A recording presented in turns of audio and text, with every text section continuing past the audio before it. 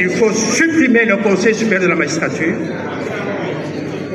et le remplacer par le Conseil supérieur de la justice.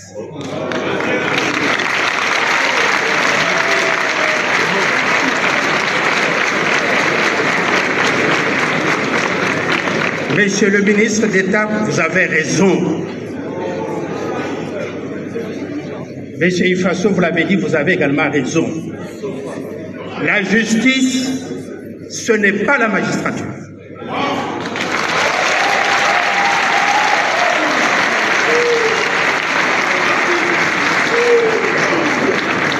La justice, c'est une fonction régalienne de l'État congolais. Ce n'est pas une fonction de ces fonctionnaires qu'on appelle magistrats et qui sont des gens respectables et que je respecte personnellement. L'État a organisé les États généraux de la justice et non pas les États généraux de la magistrature. Supérieur de la justice qui sera associé à la bonne administration de la justice dans notre pays. Le Conseil supérieur de la justice va reprendre et élargir les compétences actuelles du Conseil supérieur de la magistrature. Par exemple, il existe dans notre pays un Conseil supérieur de la défense et non un Conseil supérieur des militaires.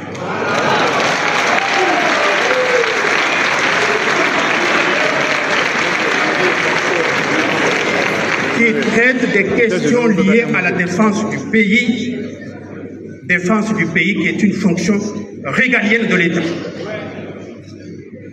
Mesdames et messieurs, la devise de notre pays commence par justice et puis paix, travail.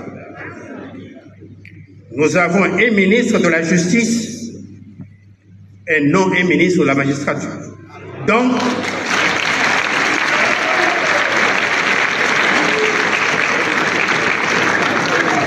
nous avons des palais de justice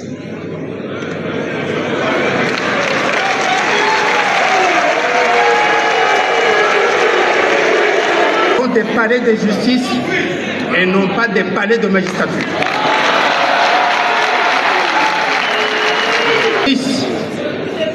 Dans son triple sens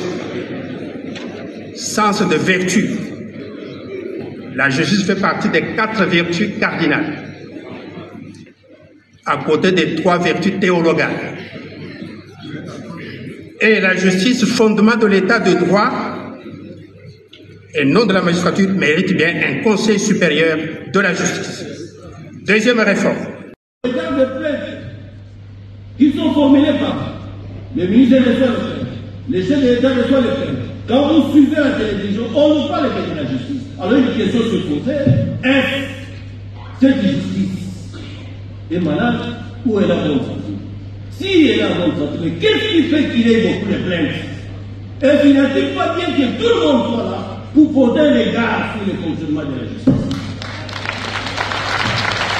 Et voilà pourquoi dans d'autres États, et moi je ne vous ai pas parlé des droits français, je ne parle pas des droits belges, je laisse les gens des pays africains. Parce que les Africains sont intelligents. Dans certains pays africains, le Conseil supérieur est composé de toutes les disciplines. Je prends le Conseil supérieur de la magistrature béninoise. Il est présidé par le président de la République et composé de 6 magistrats, outre le président de la Chambre de la Cour suprême et 8 membres non magistrats. Ça, c'est au Bénin. Est-ce que là, il n'y a pas d'indépendance? Il y a l'indépendance ici, mais ils sont là. Je suis sur Brazzaville. Là, il est présidé par le président de la République et il comprend 6 membres, donc 5 des droits. Le ministre de la Justice, le président de la Cour suprême, le procureur général près la Cour suprême, le vice-président près la Cour suprême, le premier avocat général près la Cour suprême, 8 magistrats nommés par le président, 3 membres non magistrats nommés par le président de la République, dont un enseignant cherché en droit durant les magistrats, un psychologue, un sociologue. Voilà, tout le monde est. Il est ici. Est-ce que ici, à Brazzaville, mais quand vous lisez la Constitution, on vous dira que les 12 tribunaux ici sont indépendants. Donc la présence de ces gens ne porte pas atteinte à l'indépendance. Je vais me justifier. Je pars au Cameroun, j'ai pris seulement les pays africains. Il compte en plus du président de la République et les ministres de la Justice, 3 députés désignés par l'Assemblée nationale, 3 magistrats du siège au moins, des 4 désignés par la Cour suprême et une personnalité n'appartenant ni à la justice. Ça c'est au Cameroun. Je suis au Gabon. Il est présidé par le président de la République, assisté des ministres de la Justice et garde des Sceaux. En tant que premier vice-président, le président de différents tours assurant la seconde vice-présidence, les 3 députés, 2 sénateurs, ainsi que les ministres du budget, dont la participation et les voix ne sont pas consultatives. Donc il compte 8 membres, dont 3 exécutifs, 5 du Parlement et 2 magistrats du siège et du parti. Tout le monde. Pourquoi? Parce qu'il s'agit de la justice. Il s'agit de la justice qui est une matière très importante. Il s'agit de la justice qui demande l'implication de tout le monde pour son bon avancement. Qu'est-ce que je propose en tant que professeur? Je suis en train de réfléchir. Ce qui est bien pour moi, c'est que je suis têtu en droit.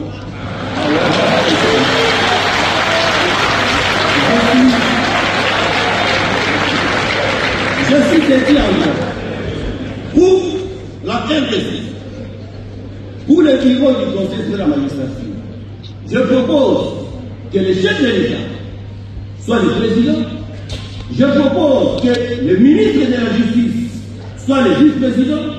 Je propose, s'il vous plaît, 4 personnalités qualifiées, je dis qualifiées de la société civile. Je propose 2 bâtonniers, bâtonnier national et bâtonnier d'État. Donc, pourquoi alors, quelqu'un me posait la question de pourquoi la présence du président de la République? Mais notre premier chef, si nous devons réfléchir, c'est le Seigneur public, c'est lui qui nomme nous l'époque. Il est le magistrat suprême, il accorde la grâce présidentielle. Pourquoi il ne fait pas être? Le ministre de la Justice, mais la politique judiciaire est définie par le gouvernement, c'est lui qui doit accompagner l'application de la politique judiciaire dans les corps.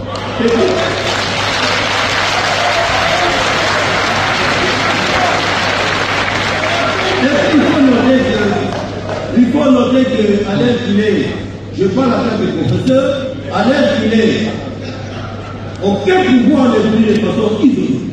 Tous les pouvoirs coopèrent. Voilà pourquoi le Parlement édicte la loi.